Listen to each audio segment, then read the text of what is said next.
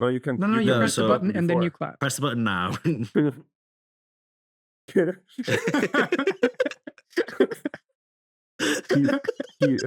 Keith claps and then presses the button.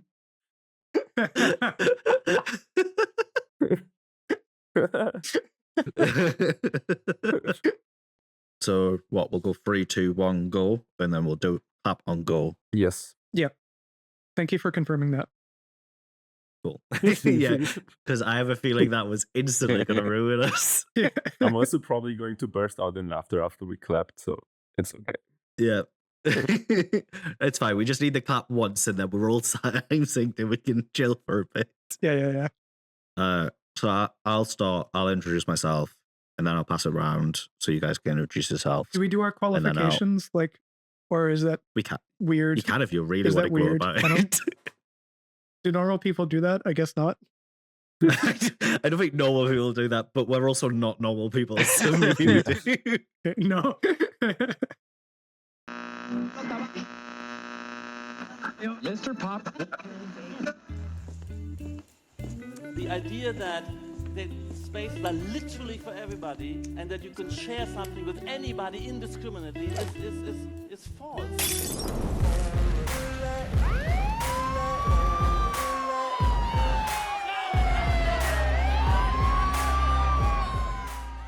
Welcome to Architov, an architecture podcast from the editors of the community-driven journal. Here we plan on discussing the articles we publish, discussing current events within the world of architecture, and perhaps even some banter while we just enjoy some drinks. So let me just introduce myself. I'm Callum, and I'm from the UK. I'm Zach. I'm an American living in Germany. I'm Keith. I'm an American living in America. And I'm Gernot, and I'm an Austrian studying architecture in Germany. That means I'm hopefully unqualified to be here. That is not true. No one is unqualified. This episode is all about loneliness, specifically the article published called Loneliness, the Death and Rebirth of the Great Good Place. It's a bit of a long read, but if you want to check it out, just head over to the website, architov.com. But otherwise, you can stick around and listen to us discuss the topic as a whole. The article was written by myself. Honestly, though, you pulled it off. Like it's really good. I wanted to say that. Like after skimming through it again, it's really good. Yeah, thank you. Just to give a brief description of the article, it centers around loneliness, the dramatic health effects it can cause, and how those health effects compound to cause an issue to society as a whole. Then showcasing the beneficial and detrimental effects on loneliness that can be caused by a building that is referred to as a third place.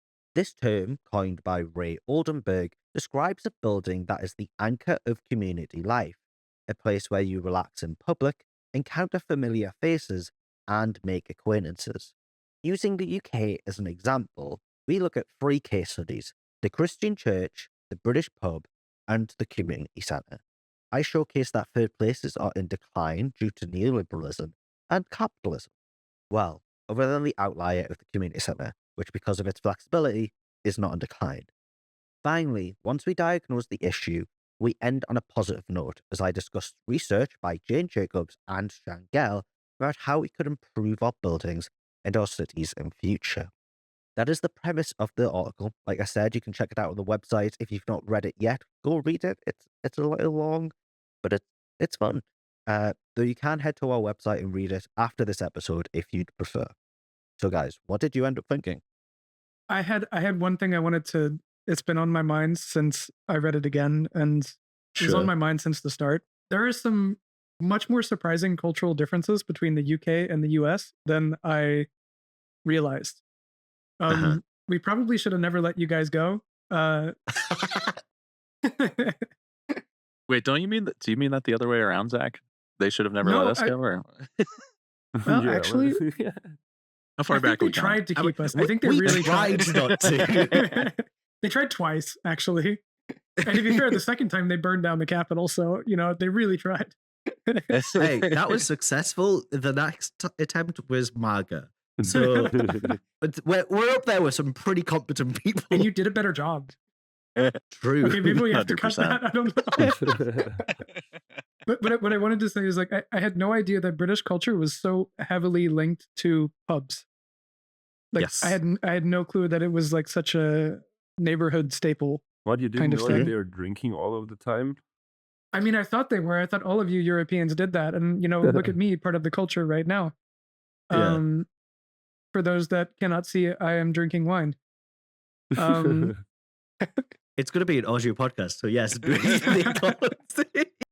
I think what's more interesting and maybe more important is that Callum, you wrote a definition of loneliness in the beginning, and maybe it's interesting to like talk about how we perceive loneliness. Like the definition that you gave is very like scientific and it makes sense.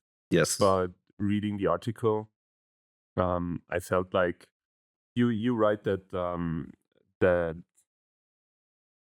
you have these third places that like alleviate the feeling of loneliness. But when I think I'm lonely, I never really like think, oh, what's this place that I can go to not feel lonely? Like that place for me isn't a physical one. It's my friends, you know, and that's where my friends are.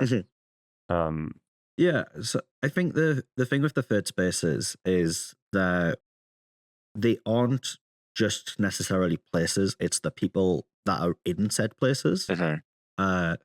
Essentially, I think there's one of the quotes from it is it's where you relax in public and where you encounter familiar faces and make acquaintances. So it's essentially where you go to hang out with friends that isn't going to hang out with them at their house or at your house, is essentially what a third place is. And it's building those communities around them. It's kind of why I mocked the Americans in it as well, because you guys really, I mean, you just do have other places. Like I know in the Black community in America, like hair salons are huge for them, sort of thing. But the typical white bloke in the suburbs has their barbecue and that's their third place, but that's in their backyard. But this is an accessibility issue also, because in order to go somewhere in the suburbs, you have to get in your car, you have to drive there, and this could take, I don't know, like half an hour or something. And then you have to be sober enough to drive back. Yeah. True. I mean, not to punctuate the alcohol thing, but you can't really drive to a pub. You Yes. know? I mean, it's one of the points I also stipulated is like pubs are like 10-minute walkaways from us at best.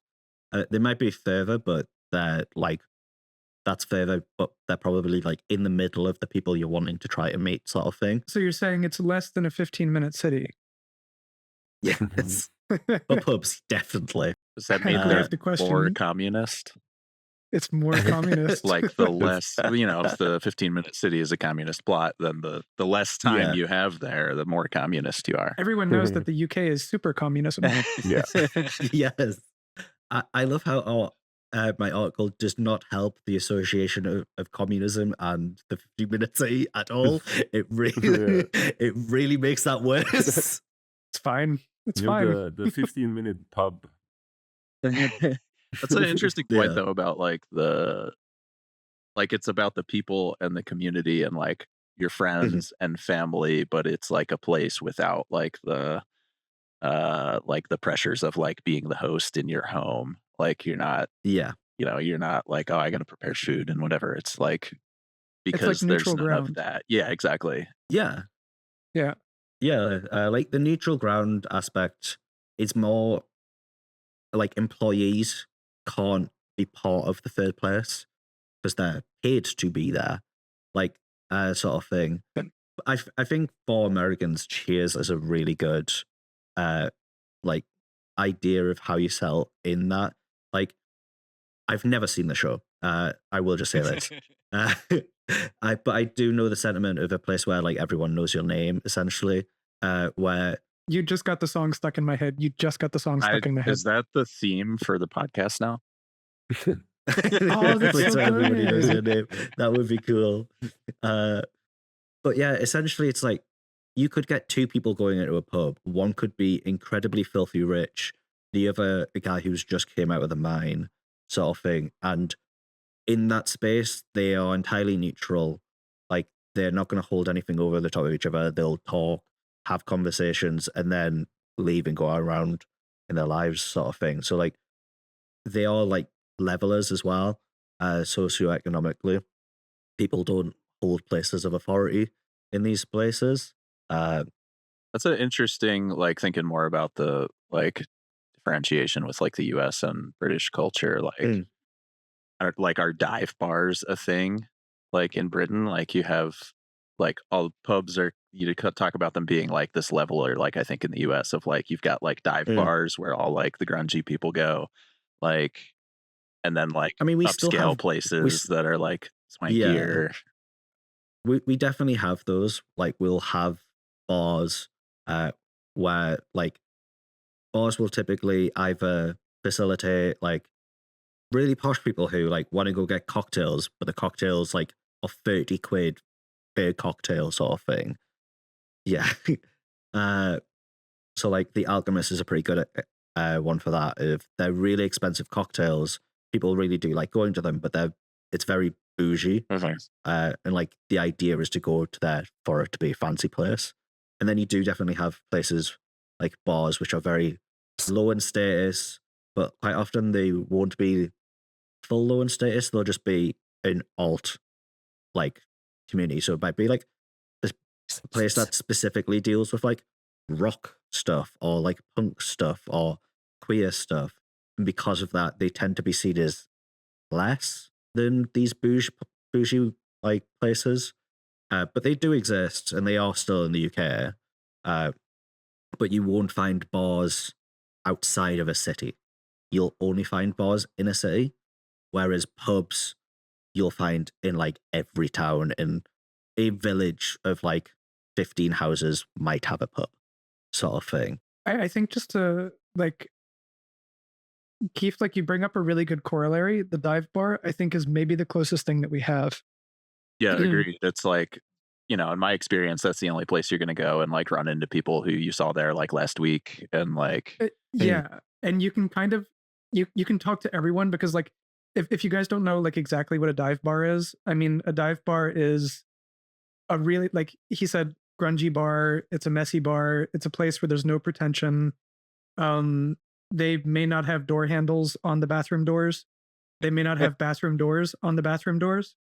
I've been to plenty of those places. Yeah. But because of the lack of pretension, like there's, at the same time, the bar is low, meaning like you can't be pretentious in this place. Like there's no way that you can be pretentious in this place. It would be ridiculous. But it's also understood as part of the culture of the place. So you go there to kind of be at the same level as everyone else. Yeah, dive bars seem like a pretty good analogy in terms of like pubs to dive. And I've met some of the most like interesting people in dive bars that I'll probably never see again. Like, you know, go there, hang out with people for a while, and you never see them again. But you have a really good time and a really good night. It's very unpretentious. I feel like that like draws attention to the idea that the pub is like location based too. Like it's about your community and your neighborhood. It's not necessarily like your, I mean, I guess to a certain extent, like you can choose where you live, but it's not like a chosen social group. Like I go to the punk bar. It's like I go to my neighborhood pub. That's like because I live in that village or neighborhood or whatever it is. So, Callum, would you say did you experience that? Like, did you go to pubs where you know the people that are there? Because I don't know that kind of thing. Oh yeah, 100%. Yeah, so like growing up in the UK, kids can go to pubs. They just can't drink, and then most pubs will close to kids at about 6 or 7, sort of thing. So you can't have kids in there beyond that time, essentially. So I would go to pubs quite often growing up. They quite often they'll sell food. The restaurant they'll have like some sort of restaurant there as well, where it might just be like chips and a burger. Like it won't be great food, but it's food. So quite often I'd end up in there having meals with family, or like when I used to go to watch football games with my dad, we'd go to the pub before the game which was allowed and it was fine. But after the game, it wouldn't be allowed because football hooligans are going to go in there and drink, and they don't want kids being there present, sort of thing. But I grew up in pubs, and pretty much every person in the UK has grown up in and around pubs. At least from every person I've met in the UK, sort of thing. And then when you hit 18 and you can start drinking, there's definitely some pubs that just will let you illegally drink, and they don't give two shits. So you might start drinking early as well. They'll very quickly become places where you'll go to go meet friends. So you'll go there to go meet friends, and because they are just very chill, pleasant places to be, you might be at the bar and you'll just strike up a conversation with the person that stood next to you, who might just be also waiting for their drink or about to ask for a drink, or like just got it. And you'll strike up a conversation, or you'll hold a conversation. But because it is a local based thing, those interactions will stack up over time to the point where you're not friends with this person, but you might know their name, and they're an acquaintance. Like, you tangentially know them, but you only know them through this place. Is definitely something that happens. As well, just to like explain how close, how integrated pubs are into places. Where I used to live a few months ago, there's a place called Louth in Lincolnshire. The closest city to it is an hour car drive away. The bus that runs to the closest city runs every 2 hours. It's an hour and a half journey. You could walk from one end of the town to the other in about 20 to 30 minutes.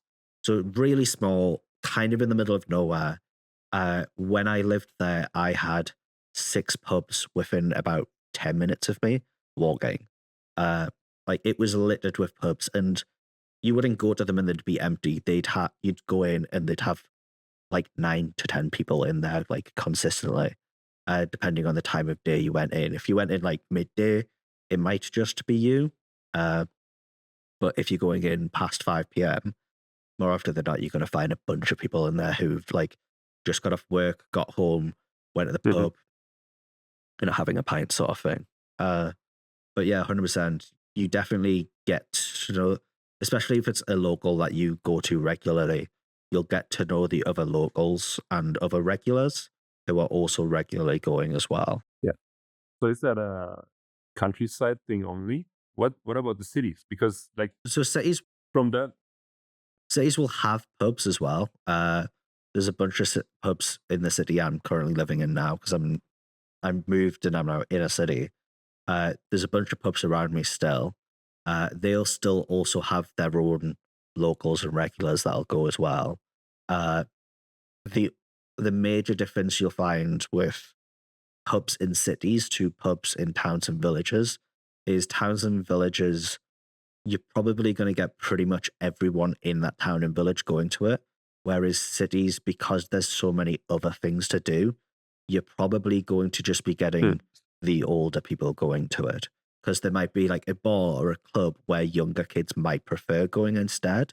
But otherwise, yeah, they'll still have locals that you can go to, that you can go meet, get to know, become tangentially like acquainted with them.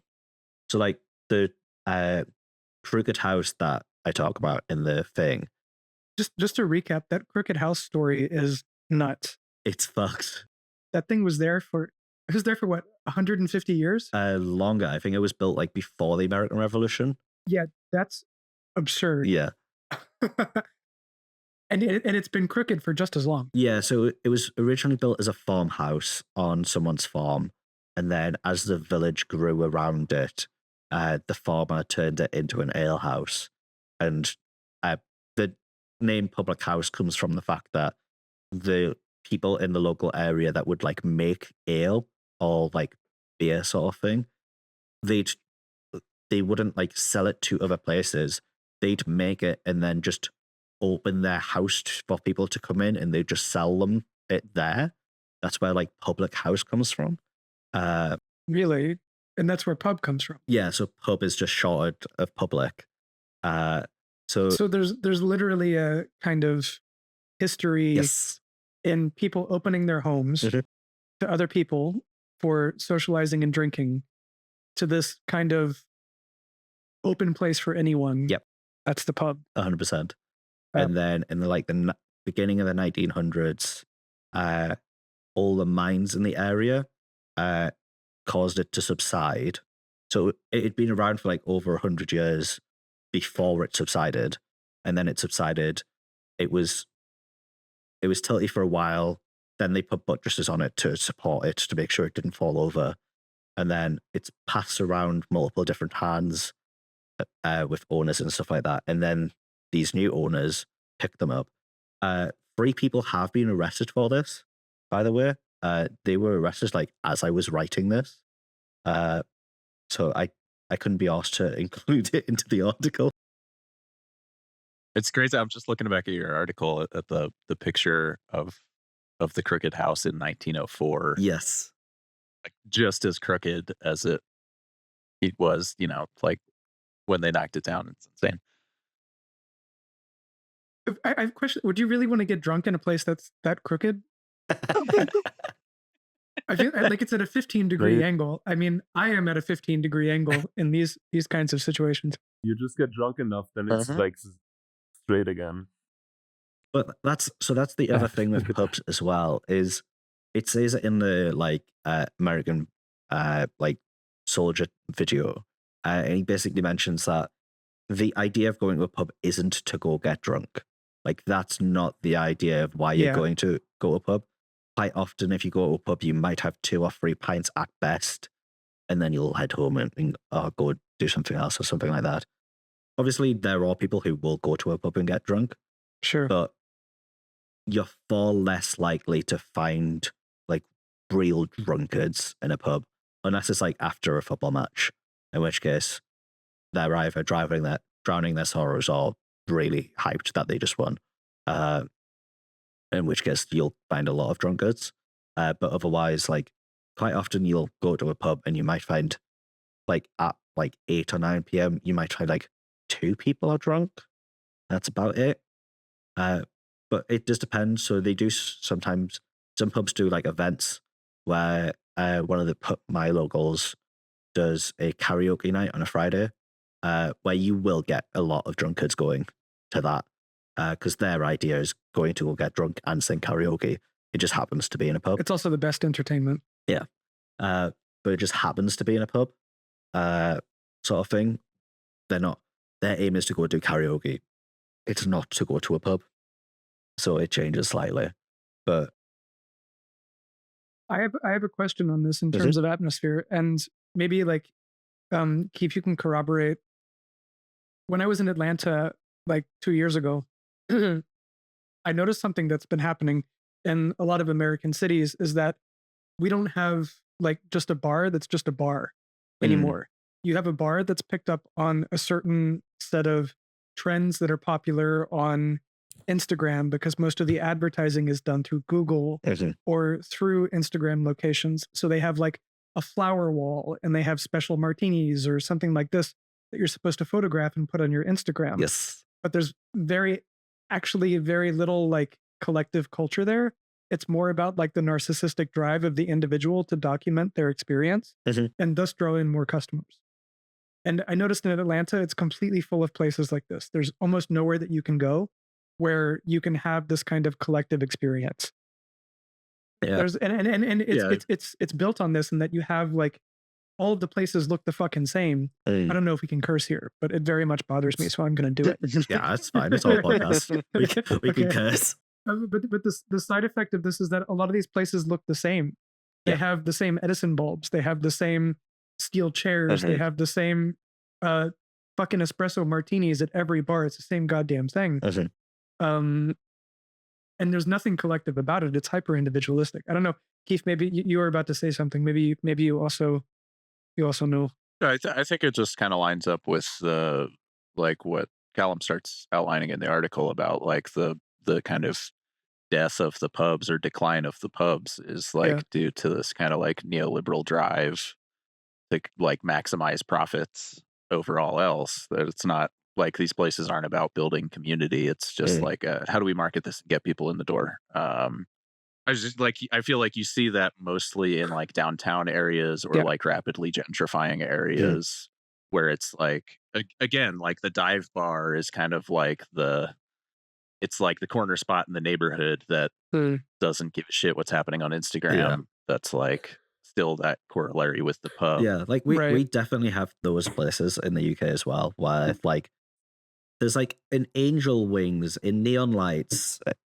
that you can stand in front of and take a photo of, sort of thing. Like, yeah, this cringy shit. And they have doors on the bathrooms. Yes. Yes. Why would you want doors on the bathrooms? Who doesn't have a piss fetish? Cut that. Those places definitely exist, and yeah, they are typically the bars. But I think it's also important to note that you'll never really go into a pub and it be different to any other pub. But that's good. Like, they're kind of genuinely just the same. There will be different like atmospheres depending on the types of people that go there, or like the type of music it plays. Some pubs might have like a pool table where some might not. So you might not want to go to that pub because you might want to play pool, sort of thing. So that they do have some differences. Then just a random question on this. How do you feel about the Guinness company, like, having people go to even fucking rural China and creating pubs in the Guinness guise as long as they have Guinness beer? Yeah, so Guinness is a weird one because I think Guinness is just it's the same way as like companies putting the pride flag out during like LGBT month sort of thing. It's just they're like, everyone knows Guinness is from Ireland, so they just hard lean into being Irish. And everyone knows that Raytheon is gay. Yeah, but like they hard lean into it as an advertising scheme rather than it being genuine. Because I've been to Irish pubs in the US, they're not pubs, they're bars. Like, yeah, exactly. Yeah. Also, like, if they're not profitable, they're going to close them immediately and not hem and haw about whether they're providing a third place for the community. It's like, oh, nope, line went down, closed. And then it's going to turn into some awful club that's full of 17-year-olds acting like they're 18. Yeah. That I tend to see Guinness as that. Like, a lot of so the UK recently, over the last few years, has been getting major St. Paddy's adverts, which is wild because it's an Irish holiday. It's not a British holiday, but it's leaked over to us not from Irish culture. It's leaked over to us from US culture, which has appropriated the Irish holiday. The amount of distance that had to travel to go from Ireland to the US, and then back to the UK. Yeah, so like we've appropriated from the US because the US St. Paddy's Day is just a drinking day. You just go and you drink Guinness and you wear green. I've been to Savannah on St. Patrick's Day. It's an incredible experience. I have seen people drunk for 4 days straight. I myself have been drunk for 3 days straight in Savannah, and somehow I did not die. Yeah. I think that there's just like an immortality drug that's released during that time, so you just don't die and you can keep drinking forever. I think that's how most of the bars stay in business. I have my own theories about that, but it makes no sense as a holiday in the US besides just splurging and being messy. Europe does that too. Like Germany and Austria, we have St. Patrick's Day as well. Fuck. I didn't even notice St. Patrick's Day last month. And how did it come to the UK? How is this interesting for anyone else? It came to the UK because of Guinness. It came to the UK because of capitalism. Yeah, it's Guinness using it as an advertisement format of like, we're the Irish drink. Go out and drink, but drink just us, sort of thing. Can we just say now that Guinness is dog shit? Can we say that? I hate Guinness. It's not good. I'm not. It's gross. I know I'm a Brit, but like Guinness is shit. It's not good. It's not good beer. It's just too creamy. I don't know. I had a bad experience. Yeah, I'll drink like one of them every once in a while. Yeah. It's not definitely never my first choice. Yeah. Yeah.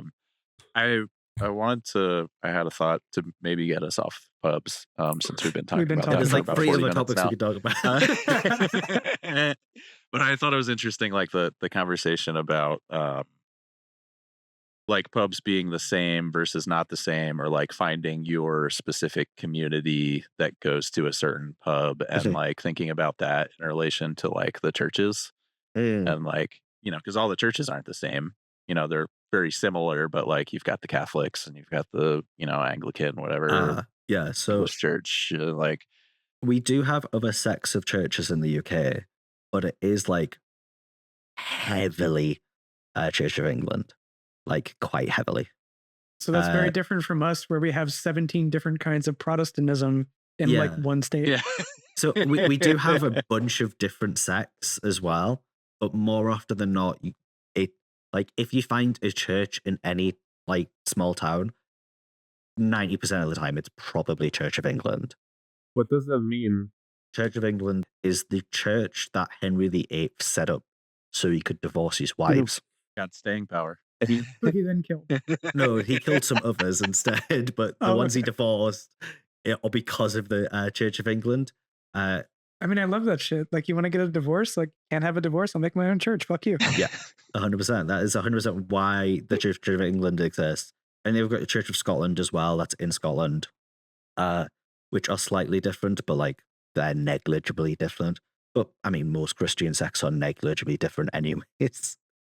But yeah, you'll more often than not, it'll probably be a Church of England church, but there'll be some Catholics or Protestants, or there's other sects that I can't remember the name of.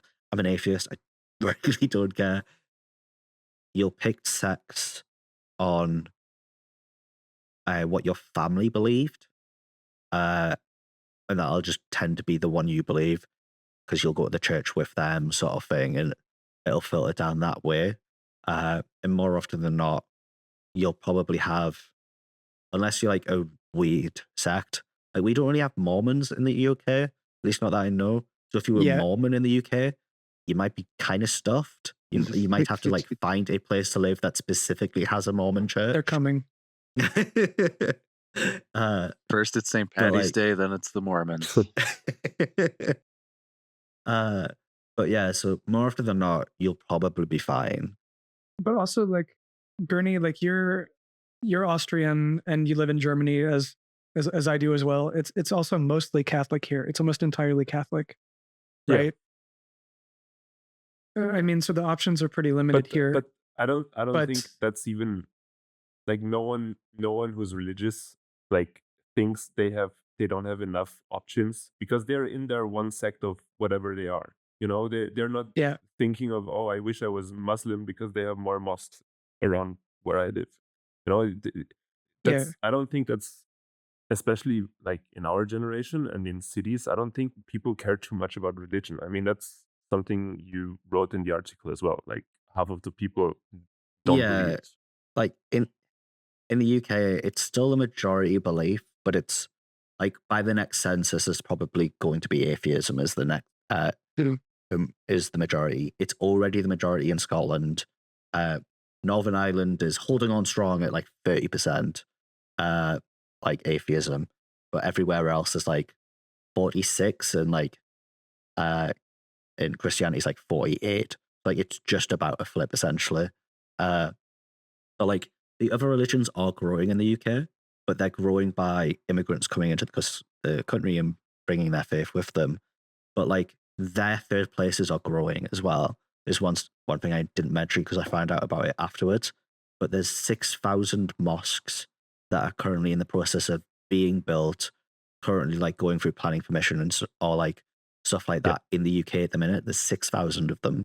So what you're saying is that in order for the mental health of people in the UK to increase, they need to convert to Islam. Yeah. But that's also very interesting because I don't have any numbers on this, but I think more Christians like drop out of religion than Muslims do, and that's also like church to me. Like I grew up Catholic, not really like that much into it. My family isn't that religious, But to me, the church is something you might go to during Easter or during Christmas, and compare it to the mosque. And the mosque is very like that's a proper third place. I'd argue like in Austria, our church isn't really like the third place. You go there because you have to, kind of, for marriage and whatever. No, Yeah. it's totally true. It's totally true. Like the mosque, it like includes, I mean, multiple different stages of Mhm. prayer. There's like washing, there's socializing, you know, you have to take your shoes off before you go in. All of these things involve different ways that you like you know, run into other people and you have moments of communication. But that focuses too much on like practicing the religion, because a mosque is a place to go to gossip and to drink like tea and play chess and whatever. That's like the actual Sure. religion part isn't that big of that doesn't make up that much amount of time that they spend at a mosque. Like Turkish friends that I know, they just go there to talk for hours, and they, of course, they do pray and practice their religion, but they're there to like talk trash about their neighbors and play games and whatever. You know, it's a proper third place, I'd argue. But with the pub and with the church, what we've talked about, it makes a lot more sense in rural areas. But what I'd like to get out of this, or what I was wondering after reading the article, is like, is there something to propose or to conclude for the city? Because in a city, because you have so much to pick Yeah. from, so many options, there's nothing that forces you to like go to a third place. And it seems kind of like there needs to be some kind of like force behind that, be it your religion, or that there's not much around for you to like go to a third place. Because I'd never think, oh, I'm lonely, I'm going to a community center today. You know what I mean? Yeah. But this is something I wanted to bring up earlier because you said this. I think young people, when they're lonely, they don't actually want to be around other people. They don't. Yeah, that's another thing. I don't think they want to be confronted with like strangers. They want to be with other people they know, Yes. but they don't want to go through the uncomfortable situation of like standing at the bar waiting for a drink and talking to a stranger. That's not really something that I do unless I'm like super drunk or anything, you know. That's why I also asked Callum if he actually like experienced the pub where everyone knows each other, because I didn't. Yeah, so I mean, in cities, again, like there is a bunch of different choices to do stuff, but that doesn't necessarily mean those choices aren't also Yeah. third places that they're going to, sort of thing. And it's just picking and choosing what that person and would want to do. But again, it's not I'm feeling lonely, so let's go to the pub. It's I'm feeling lonely, so let's go see my friends. I'm just going to happen to go see them Yeah. in the pub, But it sort also of thing. Is it also feels like Mhm. it's like potentially not necessarily a I feel lonely, so I'm going to the pub decision, as much as it is the pub was this institution, or the church, or whichever third place it is an institution that I go to regularly. I see my friends and Yeah. family, and therefore I don't feel lonely. So it's like we notice the Yes, yeah. loneliness because of the absence of third places, where like we Mhm. wouldn't think about it Exactly. because like if the third places were stronger. Yeah. I want to propose something. And it's like, actually, it's from the article itself. And I thought it was a really interesting part of the article. And I never understood why it went away. The fucking bathhouse. I don't know. I generally don't know. I don't know why they disappeared. It's good though. It's good though, I- because they exist in so many interesting ways in so many different cultures. Like the onsen has a totally different social function than the hammam. I Mhm. mean, the hammam existed because, I mean, at the time, you can pipe in with the, you know, subscript if I'm wrong about this. People were very dirty, and the Sultan wanted to make sure that people were clean. So they opened up hammams free to the public, free to the public for people to be cleaned. And then it became like a social thing that you would just do. Mm. With an onsen, it's kind of this place that you would go and have gentlemanly or gentlewomanly, is that a word? It is now. Conversation. Okay, it is now. Hopefully I'm being inclusive. In terms of why the bathhouse declined in the UK, it's not something I get into, but I think it's difficult to, it's colonization in a sense. It's too difficult to go to somewhere and prescribe your culture onto them. And I think that's what the bathhouses were. They were a Roman culture based thing that they brought here for themselves, not for us, but built around everywhere. And then when they left, we just didn't really use them because they weren't really our places anymore. So they fell in decline. We stopped using them. We got rid of them, sort of thing, because it was Roman culture. It wasn't British culture. The pubs being brought by the Romans weren't the Romans bringing pubs. They brought roads, which made it easier to travel between towns, which meant it, unlike villages, which meant it was easier to get to these locations in the first place. So that's why alehouses became a thing from the Romans. Right. They didn't bring pubs and taverns and stuff with them. They brought a system that ended up creating that. Whereas I think bathhouses were brought as a form of colonization, sort of thing. They littered the UK, and then when the Romans left, at least the ancient British, like the Celts, weren't using them, so they just kind of left them and stopped using them. I mean, it's a much better idea because the Roman Empire collapsed because of lead poisoning, and all of those bathhouses were lined with lead. So you probably shouldn't have done that. Yeah. So what do we propose for a city? Like, to me, the most obvious one would probably be the park. At least in European cities, like in summer times, you just go there. But I don't know of a place where I can go without texting my friends that I'm going to be there. I'm still making setting a date. And the pub seems like something where I'll kind of always run into people that I know, or the church as well. But the park is too big for that.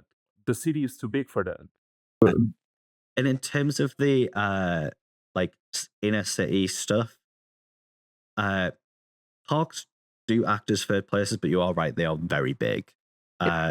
So small parks would be helpful.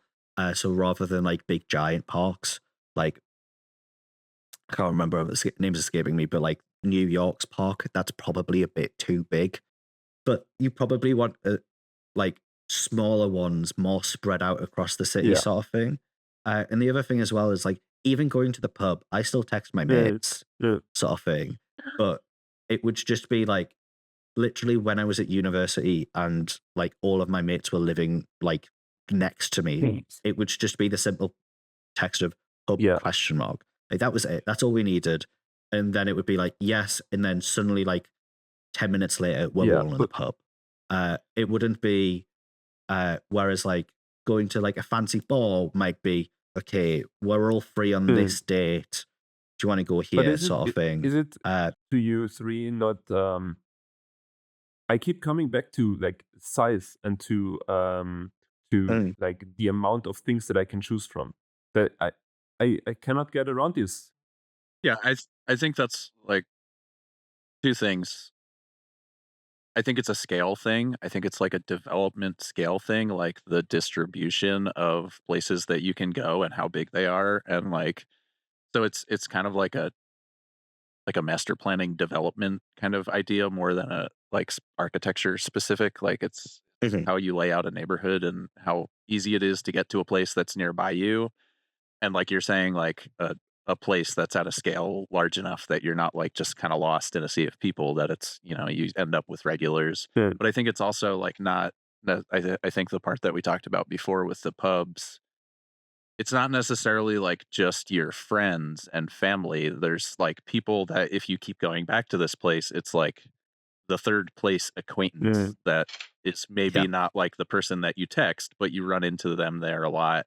And it gets to a point where that's like a comfortable like person to see. But I wonder what would make you what would make you go there to see this like kind of familiar stranger over seeing your friends at the bar in another like part of the city. The I think it's the convenience, like scale. It's like I was thinking about this while I was having a piss break. No, I'm just kidding. I was feeding the homeless man I keep locked in my basement. That makes more sense. You mentioned the park, and I think like this was an interesting thing in my own diploma is like having an agricultural park is kind of like a neutral space where anyone can go, and with the benefit of it being an agricultural park, if you're homeless, not very locked in my basement. If you're homeless, you can go eat something for free, right? And it's kind of a open space. There's no specter of capital because at least in the US, it's very difficult. It's very difficult to find places where you can go for free. Like even if you go to a Starbucks and you don't buy something, they're going to kick you out. Or if you you can't just go sit inside of an H&M and do nothing because why are you going to do that? There's no, it's geared towards buying clothing. And I could only think of a few sheltered places in the US that aren't under the specter of capital. Off the top of my head, like, a bus shelter, okay, a subway station, Bethesda Terrace in Central Park, something like this, just these few places that are even sheltered, that are out in the public. And for me, shelter qualifies as this kind of like key bit of a third space. Like, what do you need to survive? And shelter is important for this. A park is good, but then what do you do in the winter months? That's the only thing I can't figure out with the park. The agriculture part of it is the potential for that being a third place in a city is very promising because parks are huge, but if you like want to use it like productively and together as a community, you're limited to a quite small area, and that's a unique function for everyone because bars, they also aren't for everyone, and maybe you bring your kid to the pub but you don't bring your kid to the bar type of thing. But I think producing something together as a neighborhood, then you don't start to get picky. You don't think, oh, I'll go to the small urban agriculture at the other end of the city if I have one in front of my doorstep, because that it's not that. You can just make it part of your interest to make sure the tomatoes that are close enough to you are good tomatoes.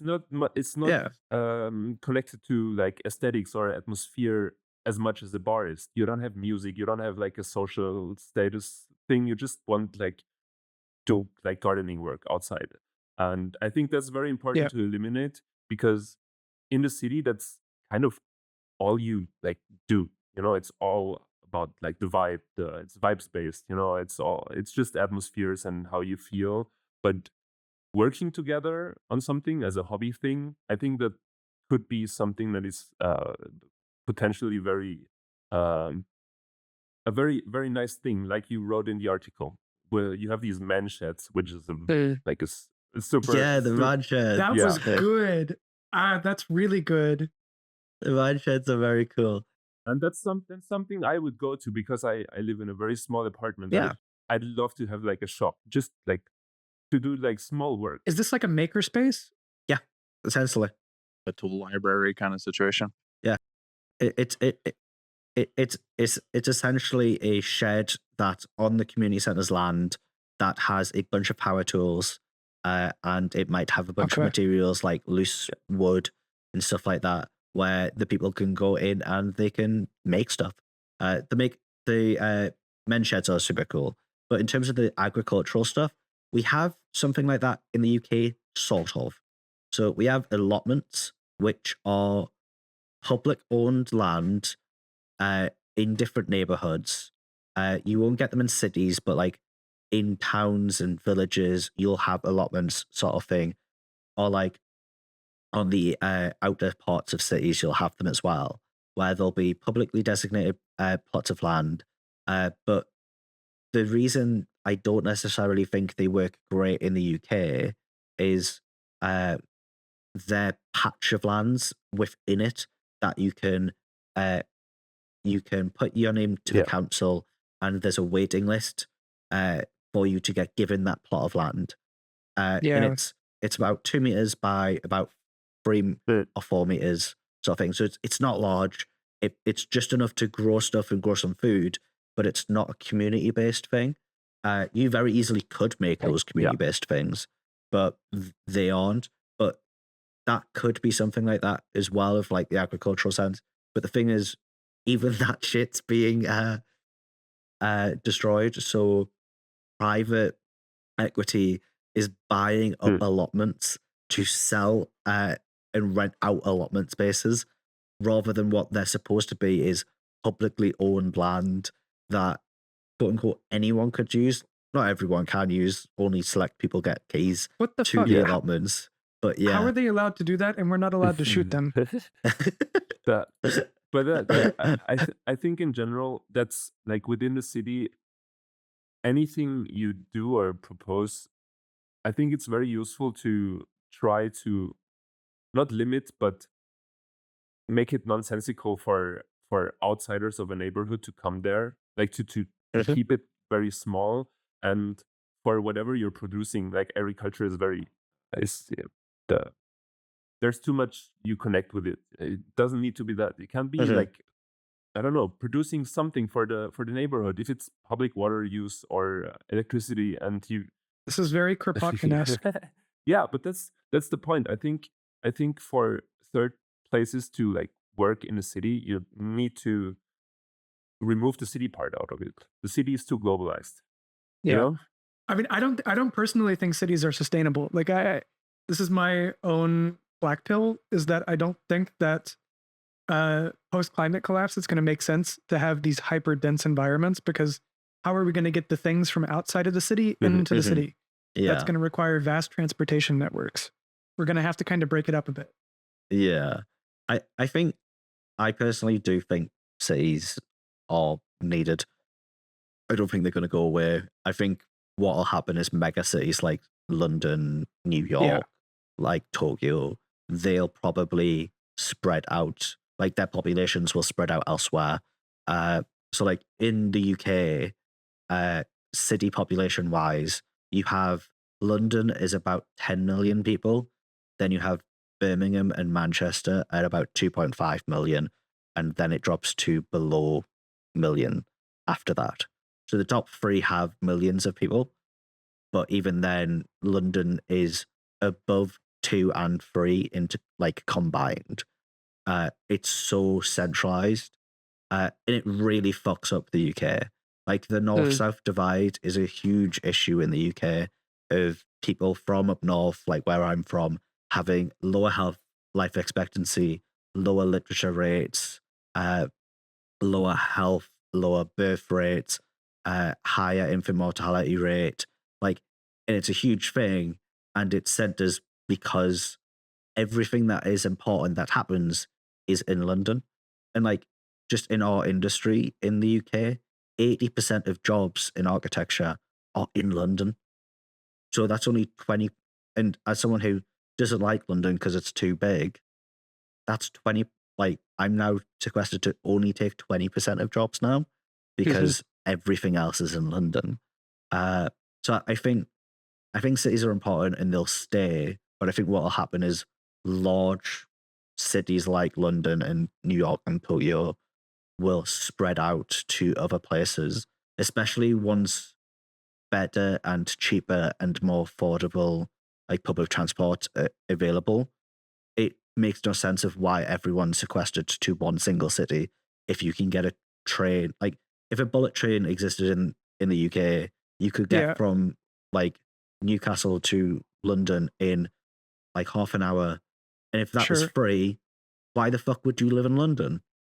Yeah, sure. It's like the Shinkansen in Japan that goes up and down the entire country. And you can get from Tokyo to Osaka in like, I don't know, an hour and a half or something like that. It's insanely fast. And they talked about, there was somewhere I read, of course, they'll never do this in the US. They'll never give us trains in the US. At least not trains that, don't fucking derail all the goddamn time. Trains are for products, not for people. But I don't think that would be the case like that much. I think that's kind of like moving the goalpost a little, step by step. No, but that's not the point I wanted to make. The point I wanted to make was like actually granularizing cities. Like we will have some cities, but like the mega cities granularizing into smaller cities will be able to retain a little bit of individuated culture, which would then allow more specific third places to emerge that are specific to those individuated cultures. You can't have it in a totally homogenized city because why would you go to one place when you could go to a million places? It makes no sense. For that means you could just stay home. So the infinite city that blends everything together without any differentiation doesn't make any sense. And I don't mean to like create an argument where I'm saying like some insane fascist thing where we should start separating people or something like this. But you mentioned Jane Jacobs in the paper, and there is some benefit to differentiation, and I don't know if you want to pick up on that at all. So one of the major things Jane Jacobs talks about in a lot of her work is she talks about how important cities are as a primary thing. In economies of cities, she basically states that any innovation culturally, scientifically, any of that always happens in a city and then it spreads out elsewhere. So we always think of like, oh, agriculture, it only happens in the countryside. No, originally it would have probably happened in cities. And then once we mastered agriculture, it then probably moved out into the countryside. And then, or like big industry nowadays, it used to be in central cities. Like that's why people would move to cities is they'd go work in factories. Look at Chicago's slaughterhouses. Yeah, but like now most factories are like outside of cities.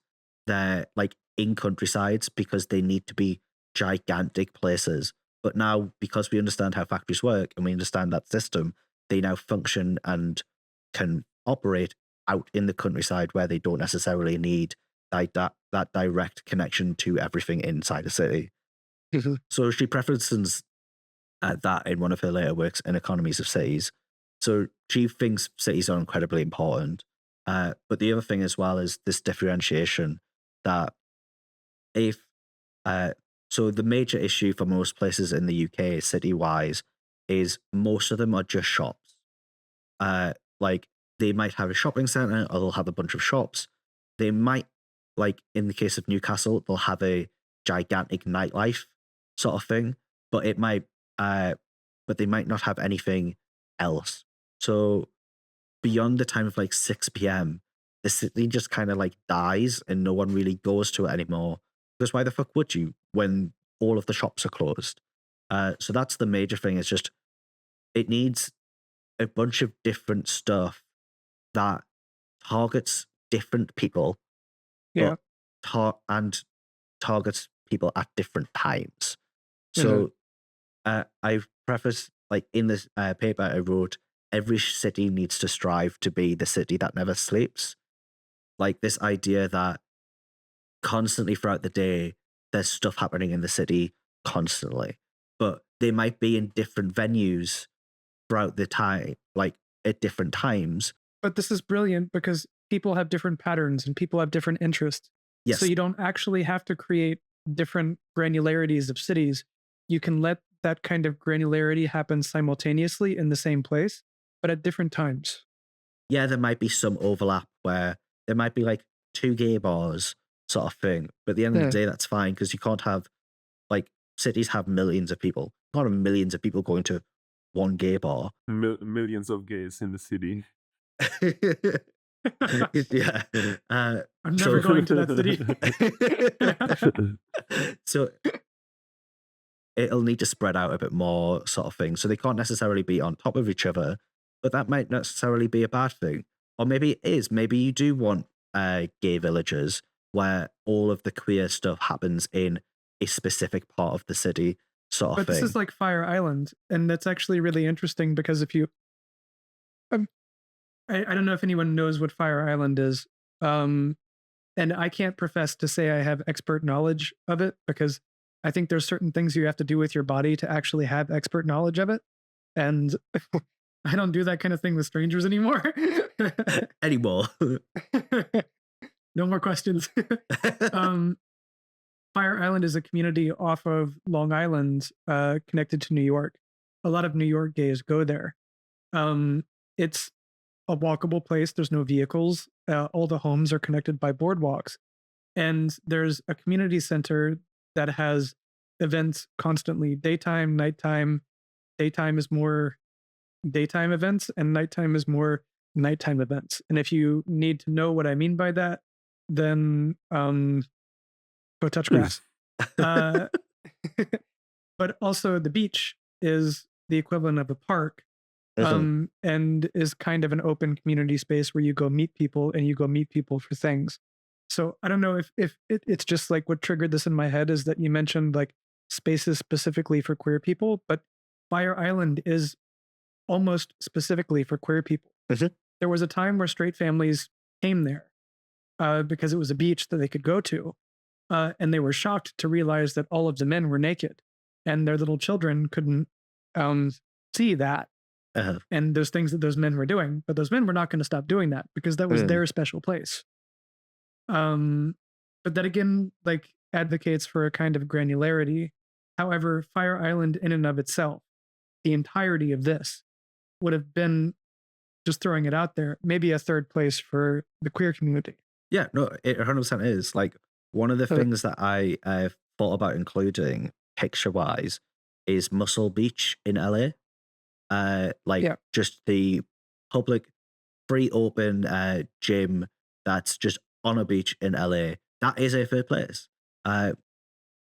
Actually, that's a really good point. This idea of like an outdoor gym. And I know you mentioned like public gyms.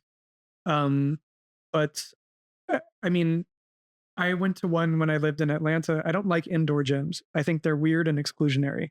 A, you have to pay for them. That's B, why I specifically said public exactly. for the gyms, is because it shouldn't be paid for. Exactly. The equipment's not so great, but I met so many more interesting people than I've met in paid for gyms at the outdoor public gyms. I mean, it's a shared space. You talk to each other about the equipment. You just end up meeting more people in an open, friendly environment because it's not like you're under this pressure of a membership to be there. You're just having a park experience. Yeah. Except sweaty and working out. Yeah. But you bond over this. But like that's the thing of cities and places, specifically cities, need to be granular in terms of both activities that are going on, in terms of the people that are attracted to said venue, and in terms of the time they're on. And then, but these things are emergent in some way, because in cities that are super dense, people will still try to make activities. Yes. Like Hong Kong, for instance. But and again, edit this out if I'm just like wrong about this, but I'm not fact checking this. This is good again. Okay. Or maybe I could just be wrong about this. I don't know. It's fine. But you know, I know from somebody that lived there that people will just set up chessboards on the sidewalk. Because there's no space. Right. Okay. And they just want to do that somewhere. When I lived back home in Portsmouth, people would cut hair on the sidewalk. Well, I lived in Virginia Beach, but Portsmouth was next door. People would cut hair on the sidewalk because there was no space to do it. And this was a public barbershop kind of situation. Oh, yeah, 100%.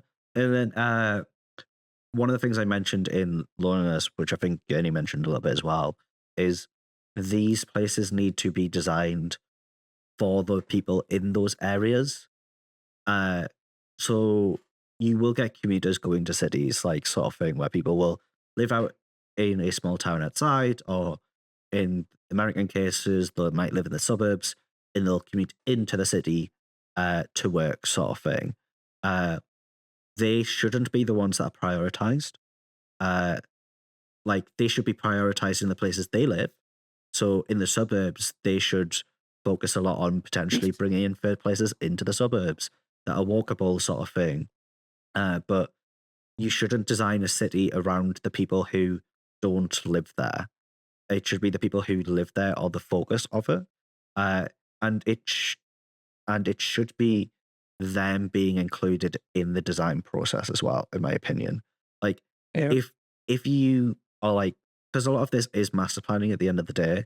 If you master plan a area and you say all of the gay stuff has to go here, all of the like elderly stuff has to go here, and it's very prescribed.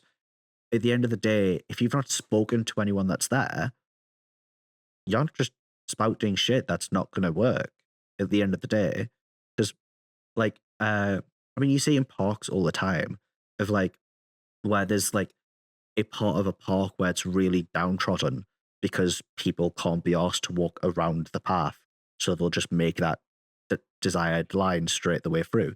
People will use a space how they feel like using it. It's not going to be for us to prescribe.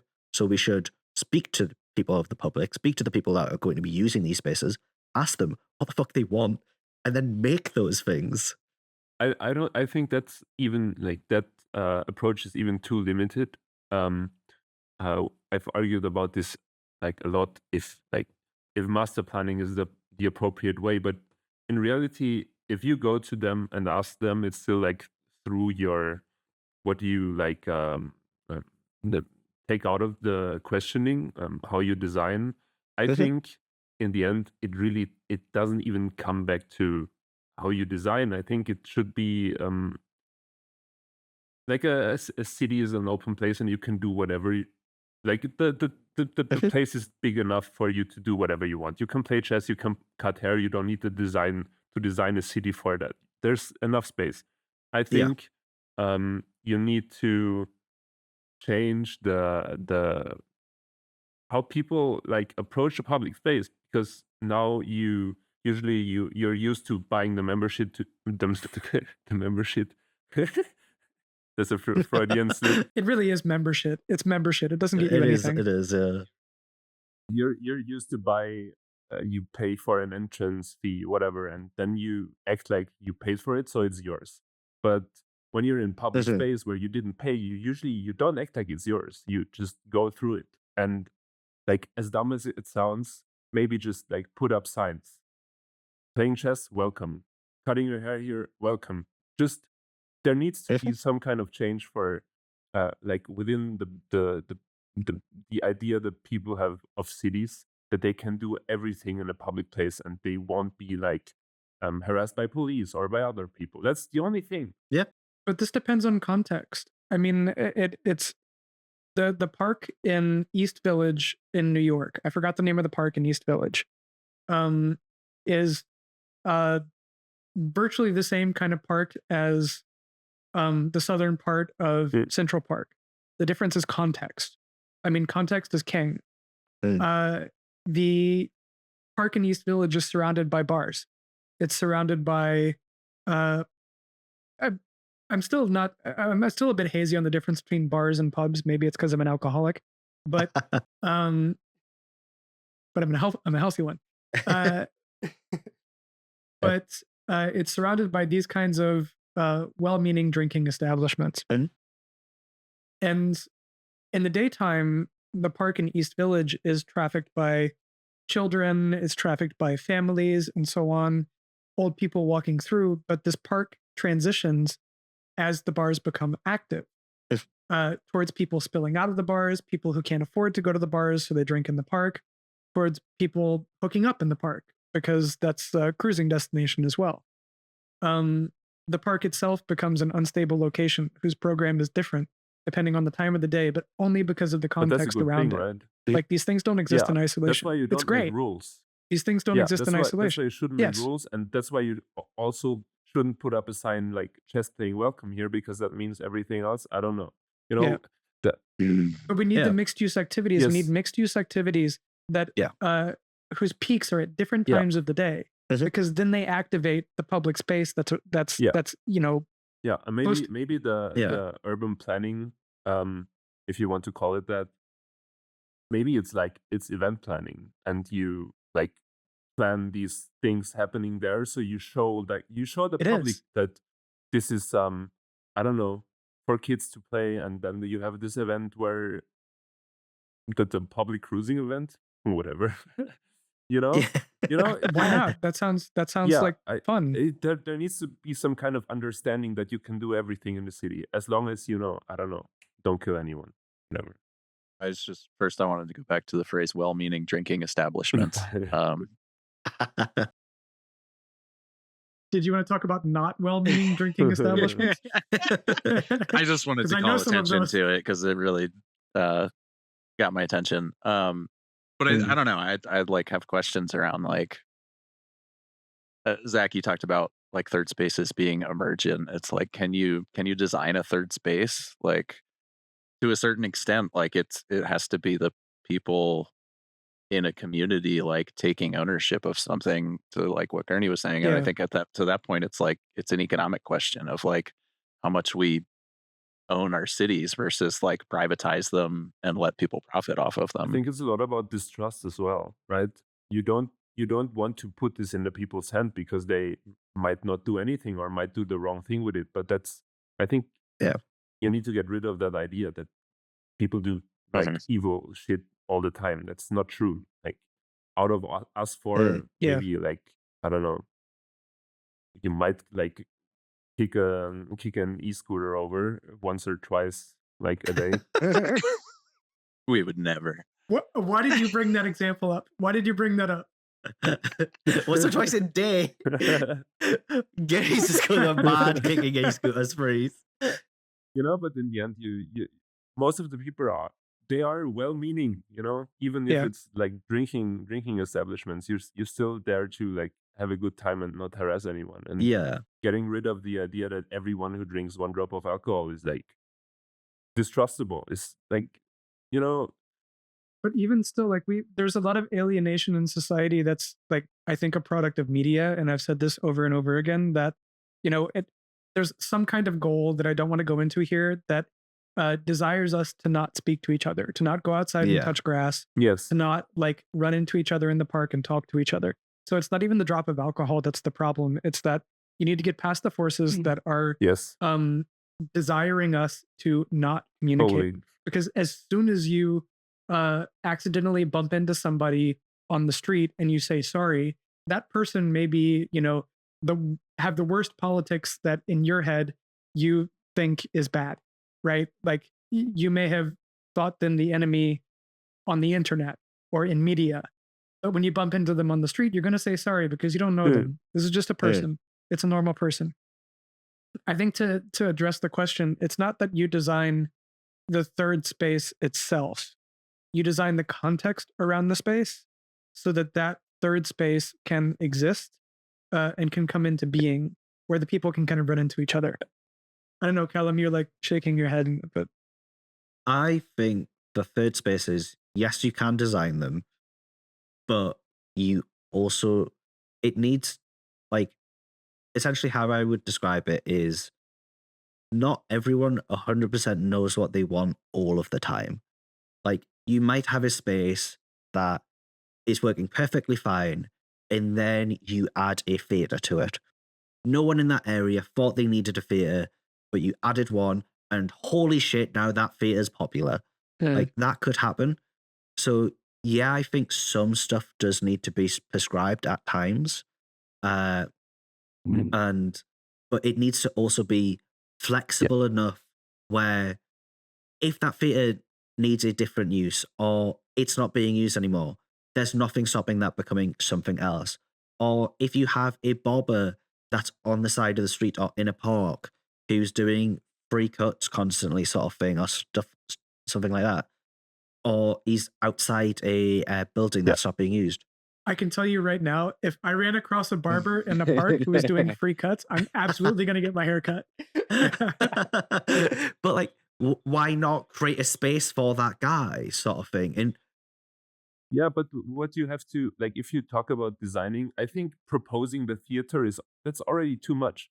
I think in the end, if you think about designing cities, provide water, provide energy, that's all you need everywhere. There's this book that's called Designing Disorder by Pablo Sandra.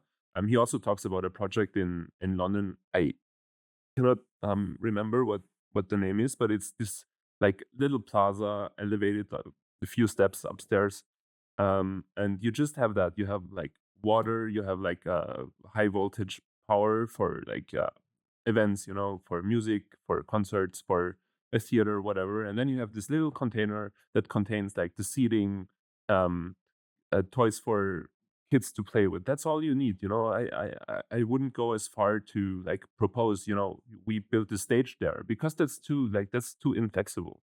But like having a water outlet every like 200 meters, so you can have a little gardening, whatever, or have energy, so you can set up a small little stage, or your barber can plug into the outlet. I think that's all that needs. And prescribing anything more than that, it's I don't know. The people know best what they want, kind of. I think this is a good point, because like we looked at this for a master plan that was near here in Stuttgart. And there's several plazas in Stuttgart that work and several that don't work. Very interesting. And, these are super esoteric to anyone who is not from or been in fucking Stuttgart, but I'm going to say the names regardless. Mailanderplatz, for instance, is virtually the same size as Pariserplatz. Am I getting these names right? But one of them is activated by restaurants, and it has seating inside of it. It has little sculpture, differentiation in ground materials. The other one is not activated, but has ping pong tables. No one uses those ping pong tables, and there's somehow nothing around it, but they're the same size. I just really think that activation is important. Yeah, Jane Jacobs goes into specifically how squares and ports function for a little bit. And she specifically points out that squares only work when there's people are forced to go in and out of it. So if you're putting a square at the end of a street and there's nothing else connecting to it, no one's going to fucking go to it because it's at the end. No one's going to go to it. So it needs to be in the middle. It needs to be connecting stuff. And on top of that, it needs stuff in it and around it that are going to drive people to that area to use it. Because ultimately, if you don't have stuff that's in there or surrounding that area that's going to be used, ultimately it's going to be a really big pedestrian street. That's all it's going to end up being. But the second you stick a bunch of restaurants around it, stick a bunch of seating in it, suddenly what was just a open space that wasn't being used other than people walking through it is now a place where you're going to go sit and stop, and you're going to potentially eat something or listen to someone playing music or sort of thing. I agree. I guess Gurney's point is more that like you don't want to overfuck it. Yes. Yeah. The square, like the spatial part of it, that's what you provide. But the use of it, not so much, I'd argue. Yeah. I think that for me, there'd only be a few set of things where I'd specifically state that this is supposed to be used for this thing, but that's because those require such bespoke designs to be used. Like, you can't just put a cinema anywhere. Like, it just kind of need to be... You kind of can. I mean, these big megaplexes, you should just put them anywhere because they can't go anywhere. They're huge. Yeah, fuck the big megaplex. I lived in Düsseldorf for a while, and there's the Rhine, and during the summer months, they just they bring like huge amounts of like sand, like beach sand, put it next to the river, and then they built the cinema, this outdoor cinema there. It's that's cool. That works. And maybe I'm wrong with cinemas, but I do think there is some stuff that does need to be bespokely designed, but I don't think that should be the majority. It should be like maybe 10% of the city is bespokely designed for the specific thing. But then if it's not used, repurpose it. Do something else with it. Like you could very easily do that with quite a lot of stuff. At the end of the day, for me, I think it's a lot more on flexibility. Of you are going to have to design these spaces at the end of the day. You can't just slap a square there with a bunch of outlets.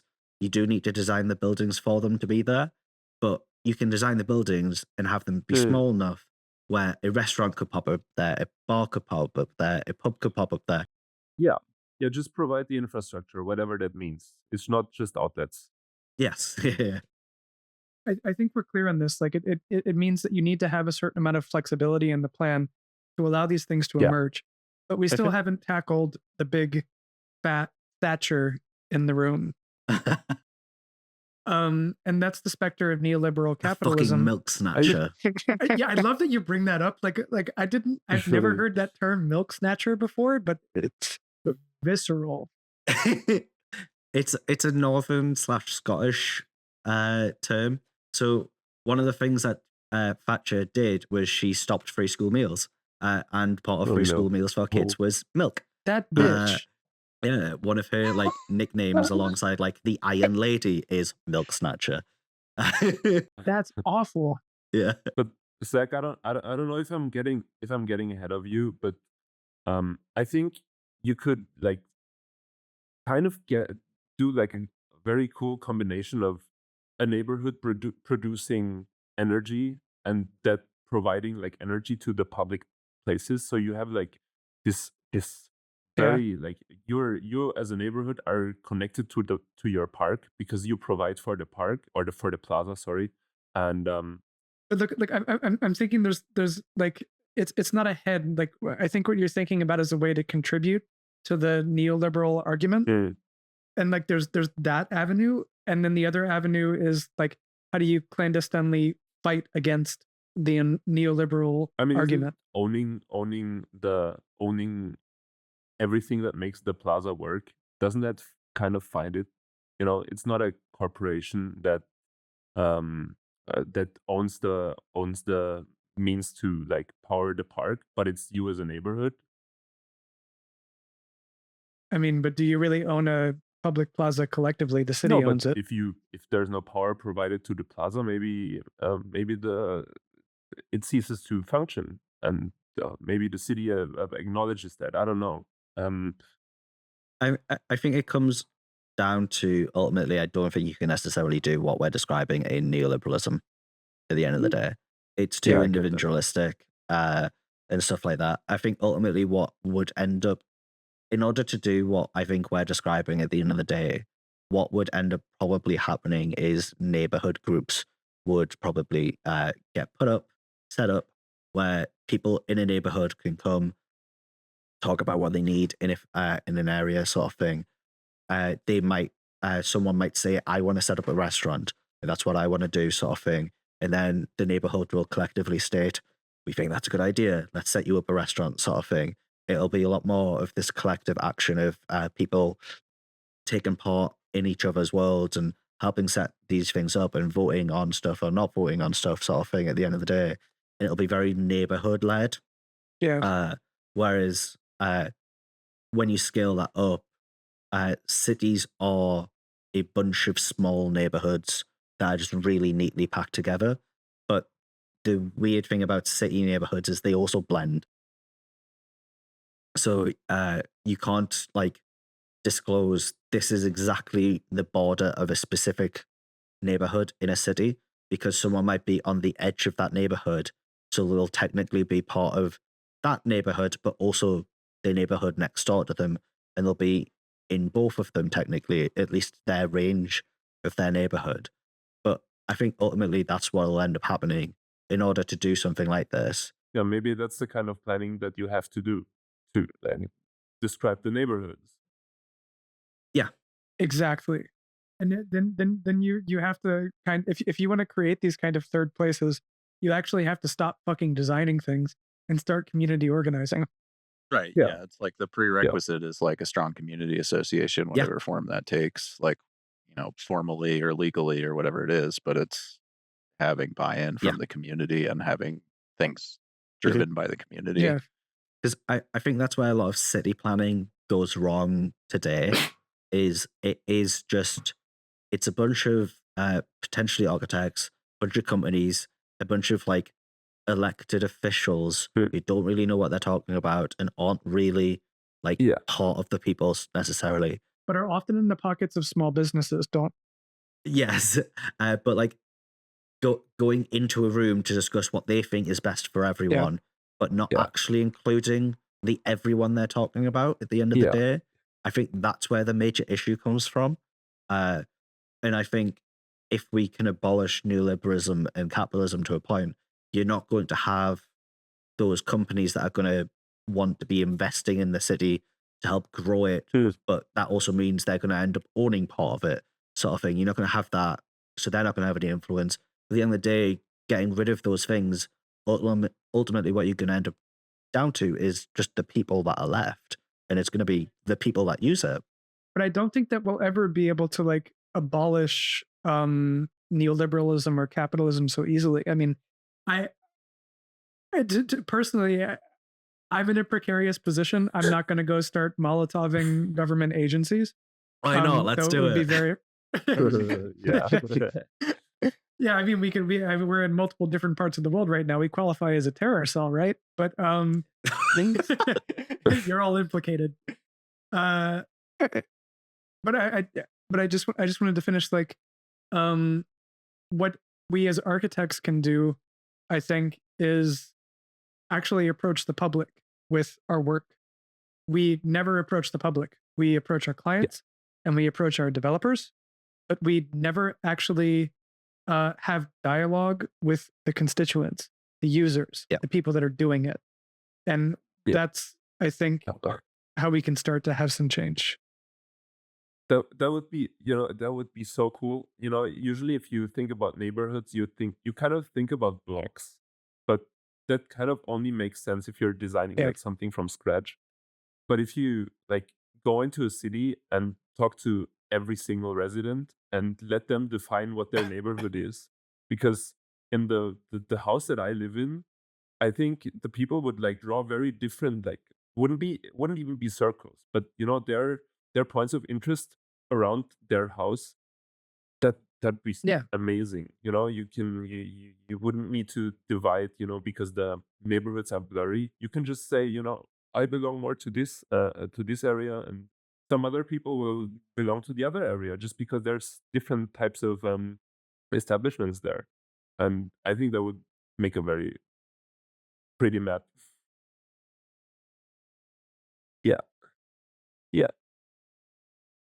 Yeah, just even asking them like, what do you like? What do you want? What are your patterns? What do you like? Like, of course, like, where is the boundary of your life? But also, like, what do you do on a day-to-day basis? What would you like to see change? Yeah. I think that's one of the other things I also bring up in the paper as well, is in the UK here, whenever we put something in for planning permission, it gets put on a public website where everyone can see it. Like, that's anyone in the UK or outside the UK, anyone can comment on it, sort of thing. But I've done quite a few planning permissions now. Like, I've been working for almost 2 years at this point, and I've done several, at least on like large projects of at least like 50 houses plus, sort of thing, and no one comments. And the only time they will comment is if they think it's flagrantly just like really bad for the community. But even then, it still might go ahead and get built anyways. But at what stage of the design process does the commenting occur? It's at the end. During this time where you have the opportunity to critique, usually people don't do it because who the fuck? They're not architects. They don't know how to critique usually this. Being a nuisance if you do. It's also partially like the economic problem of like who has time, like free time to like attend community meetings and like whatever else. And then they critique it after the thing is done, and then people are outraged. Look what the fuck they just built. They also just don't know how to comment on it because they're not designers. Yeah, it's very hard.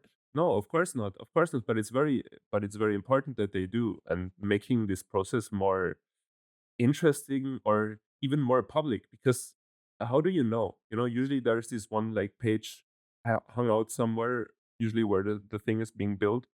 In the UK, how we do it is there's a website where you could look up your postcode and it'll show you all of the nearby ones.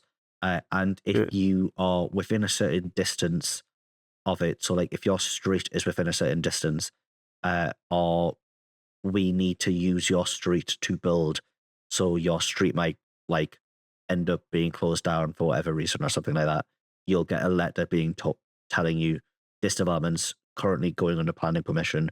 If you want to comment, this is how you comment, sort of thing. There's something in Switzerland that I like really love that they do. I can't translate it. I don't know what the English term is for it, but usually when they build large scale public buildings, especially, they usually put up scaffolding that has the volume of the building, to see the height of the thing in the That's in very the end. cool. It's so cool, like that they do this. You can see the thing in the context, and that's a basis for those discussions to for the But this is public also to speak this is upon. also a big thing. I mean, it can start small. Gurney, I mentioned this to you the other week when we worked on the memorial for the Mother Emanuel shooting in Charleston. White supremacist went into a mostly black church and I think killed 9 people, many more injuries. Well, I don't think I know this is what happened. We're looking into building the memorial for this, and well, how do you build a memorial? You need to actually talk to the people that were affected, right? You need to not only talk to the survivors, but talk to the families of the victims, talk to everyone that's connected with this. I think it should be very, very similar to the way that you build public projects or the way that you build something that's public facing. At the end of this, we had 60 pages of handwritten notes that were transcriptions of the interviews with these people. And to get through these 60 pages, I mean, you're running in tears by the end of this because these are sons and daughters and mothers and fathers that were lost. And there's people expressing how they feel about this and how much it impacts them. This is a very different thing than, how do you make a public park that people can engage with? But at the same time, this is the approach that I think maybe architects could take to how we approach the public. You should go talk to them. We should go interview them. And it takes a little bit of time. It takes a little bit of billable hours. And I'm sure, any company that's doing projects of this scale can justify 8 billable hours going to talk to the constituents to figure out what this actually needs. And then you have documentation that you can show the client, look, this is going to work because they said it's going to work. And we did what they said. Easy peasy. Flies through all the approvals. No problem. Things like this. I think there needs to be a couple or maybe multiple stages through an entire process of there needs to be at the beginning, before anything's been designed, you need to speak to the public. And then you need one immediately, as you're in the middle of designing, show a bunch of different ideas sort of thing to see which one the public thinks is the correct way to go for it. And then when you have a close to final design, something that you'd be happy to put into planning permission sort of thing, show the public, does the public like this? Do they want to go ahead with this? Do they have further comments? Does something need adjusting? Something like this. And then you take that feedback and you change it one more time. Then you put it in for planning permission. And then potentially once it's finally built, then go back to the same people again and ask them was this okay? Has it turned out well? It's all well and good us going at the beginning of a process and being cool, we've designed exactly what you wanted. If it turns out 5 years later that no one fucking likes it and it doesn't work, well, cool, we listened exactly what the public said, but that doesn't work. Why doesn't it work? Keep them integrated in the process, because then they, at the end of it, they feel like they have ownership. Yes. They feel like they have agency, and they'll continue to use it. We are getting close to probably having to end this. So before we go on and we've rambled a little bit longer than we wanted to. So before we ramble on, that's what editing's for, right? Yeah. So before we ramble on any longer, do we want to just do one last question that I can answer from the paper, and then we'll end it on that, and we'll have a closing remark sort of thing. I don't have a question, but I really like that you listed building sites or construction sites as a third place. Yeah. They're interesting. I love staring at Yeah, at people building do this sites, and this is like a it's cute. thing. And there's Yeah, a the old Italian term Italian for guys this. do it. There's a term for old men. Yeah, it's called Yeah. umarell. Yeah, the old guy that just stares at a construction site all day. Very. That's awesome. And he loves to give feedback. We need a lot more of those guys. Yes. Yeah. And that's the guy we need at the construction at the meetings. You know. Yeah. I mean, if we don't have Yeah. any questions, I think that is Yeah. perfect to end on that term that I can't pronounce. But I think that is a perfect ending. We need more of those people. We, as architects, also need to be more inclusive of those people as well.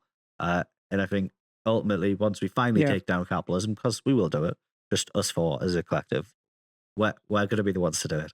I have bombs. Maybe we got that part. Maybe we don't want to be labeled as a terror cell. Maybe not. I don't have any bombs. That was a joke. FBI, CIA, that was a joke. I think we need to, and at the end of the day, we need to be public servants, essentially, is how I think of it. Yeah. And I think, I think community is a good thing. Don't pull yourself away from it if you can. If you don't have a community, Find a nice gay bar. find a nice gay bar. There you go. Yeah. Even if you're straight, go ahead. We'd love to take you. The token straight person is a necessary thing. We've been discussing the loneliness, the death and rebirth of the great good place, the article that I wrote. Where you find this, it is on architov.com. It's right on there on that website. Please go give it a read if you haven't already. If you haven't already, why have you listened to a 2-hour podcast about an article you've not read? A little bit weird, but please go ahead, give it a read if you can. Share it with other people. We'd love to get more feedback on this article as well. Architecture could be an instrument of freedom and it could be an instrument of repression. And if you feel that this is pre-given, you've given up on the fight, we're lost.